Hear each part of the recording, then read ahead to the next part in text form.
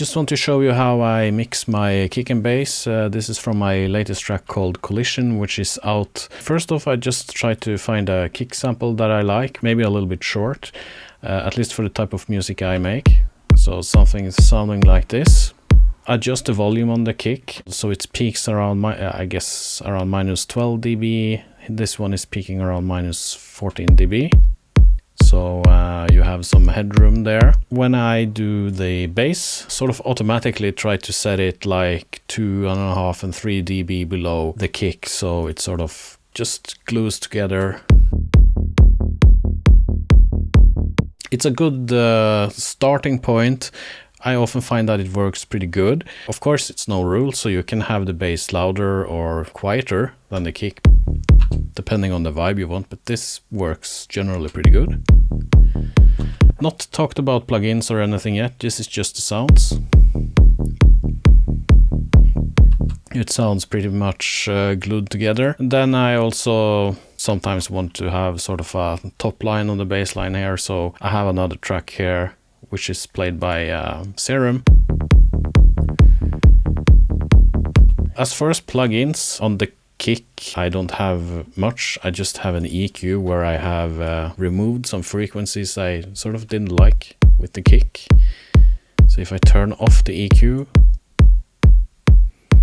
it's a little bright. I don't know if you can hear it through your phone. I haven't even high-passed the kick. It's just like this. The bass in this case is being played by a synth called the Legend. I like this one. It really sounds like the real deal in terms of synthesizers. Plugins I use on my bass. I use a limiter. That's to sort of squash the bass a little bit, because when you play different notes, if you look at the limiter here,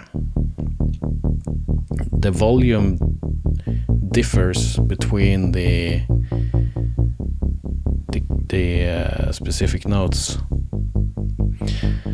So I am squashing the bass to make it as uniform as possible and easier to mix. Then I have an EQ on the bass, and I am high passing it and low passing it, actually. Get it to sit in the mix where it should be. So if I turn off that EQ, you have a little stuff in the high end there, but I don't really want that, just to give room for the other stuff. Then I use the shaper box, sort of a side chain. It's just ducking the volume for the kick,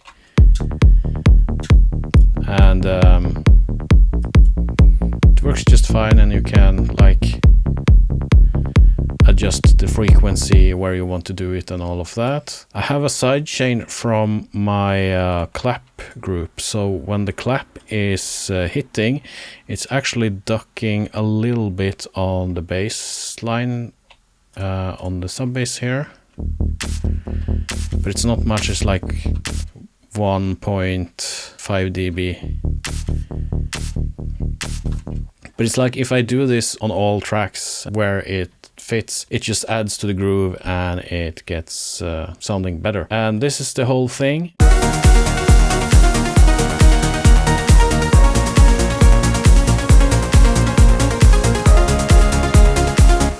So BjoKib Collision, it's out everywhere you stream music.